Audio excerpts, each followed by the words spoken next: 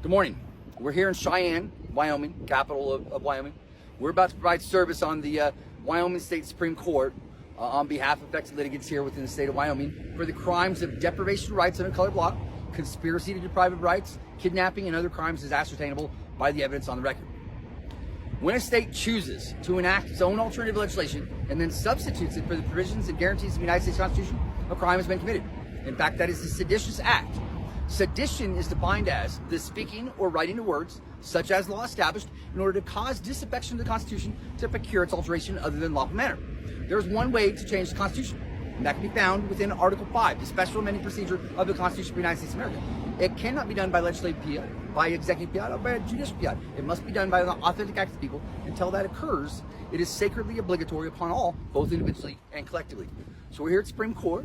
We're going to go in there. We're going to provide service. We're going to let them know of the existence of this ongoing criminal conspiracy to undermine the laws of the United States. And we're going to ask them to please take action as constitutionally and lawfully required to address the crimes being committed against the people of the United States by their own agents.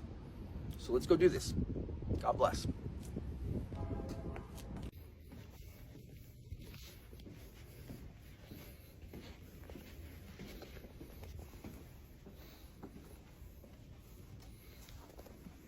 Hi, how are you? Good. So I'm providing service on behalf of affected litigants on a federal case that we have at the United States Supreme Court. We don't have Wyoming currently enjoined, but we need to make Wyoming aware of the situation. So we have affected parties here within the state of Wyoming. Front is my certificate of service. I always write them out. And then inside is my contact information. Here's the affidavit signed by affected parties, and that just needs to be delivered to the justices. Hopefully they can resolve this issue, direct the judicial officers within the state to act in a lawful constitutional manner. It's very, very simple and very self-explanatory. Okay. Criminal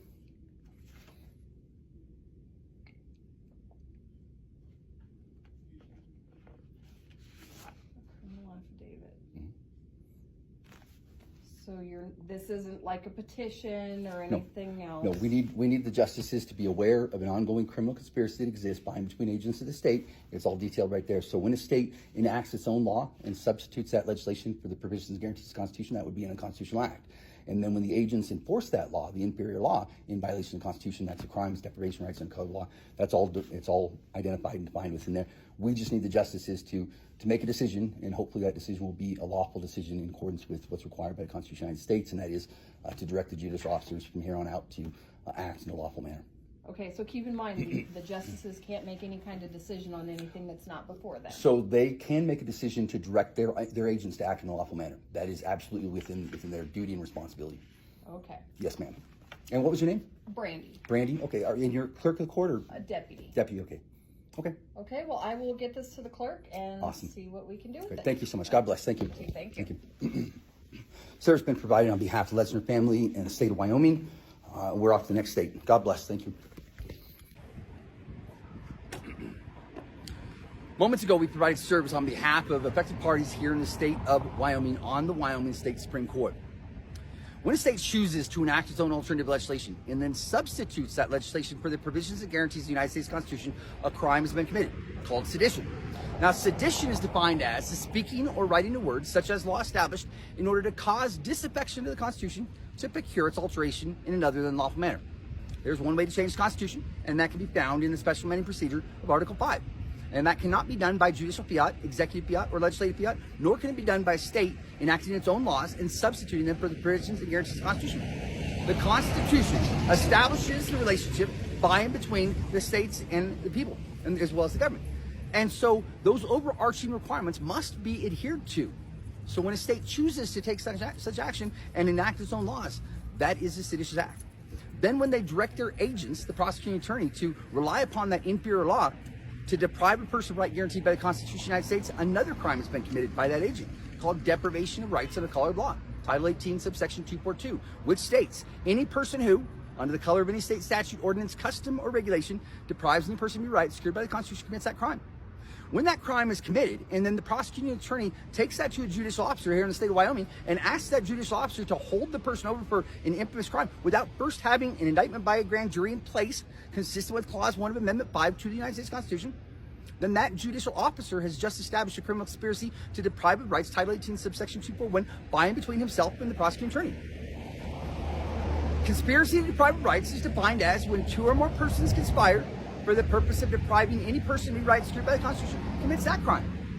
And then when that judicial officer holds it or orders to hold the accused over for the offense without having the proper documentation in place in accordance with the Constitution of the United States of America, and then hands that off to an officer and asks them to go and perform that arrest, that officer has a duty and responsibility to ensure the power he exercises is consistent with his authority.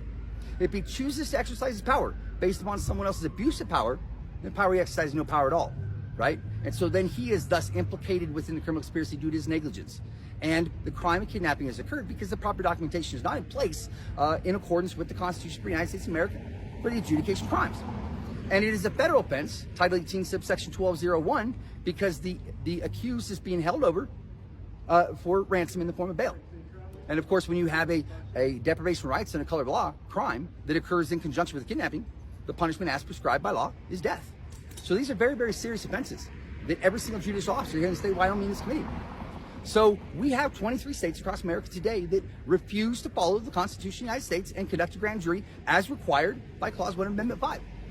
These are states that are acting in direct willful defiance of the procedures and process established and codified in the Constitution of the United States of America. We must get this addressed. There are more than 700,000 people across America today that are being held illegally and unconstitutionally because they did not receive an indictment by a grand jury prior to being arrested and held over for that offense. The Constitution of the United States establishes the duties and responsibilities of government and ensures the rights of the people. And so when government breaches its obligation of preserving those rights, the crime's been committed. And these are per se crimes, meaning we don't have to prove that they intended to breach the obligation. Simply by virtue of the breach, all elements of crime have been met because their willfulness and their knowledge derives from the promise they make upon entering their office by oath or affirmation. If you make a promise to do something and you fail to do it, I don't have to prove that you intended to do it. Simply by virtue of the breach, all elements of crime have been met. And they have already implicitly invited punishment in the form of perjury should they fail to fulfill the promise. So, per se does not require a finding of facts. There is no trial that's necessary to determine one's guilt. All that I have to do is show that they had an obligation, they failed to fulfill that obligation, and they are thus guilty of the crime of perjury, which is a violation of public trust because they can no longer be trusted by the public to fulfill the obligations because they did not adhere to their promise. So we're going to ask the Supreme Court of the state of Wyoming right now to step up, discharge the duty of his office, fulfill the obligations and promises they made to the people of the state of Wyoming, and hold criminals accountable for the crimes they commit. We don't care who they are, what office they hold, or what title they carry. Criminals must be held criminally liable for the crimes they commit against people in the United States. And so we challenge them right now to step up, do their job, enforce the laws of the United States, and protect the people from people that are seeking and undermining their own agents. Thank you so much, and God bless you.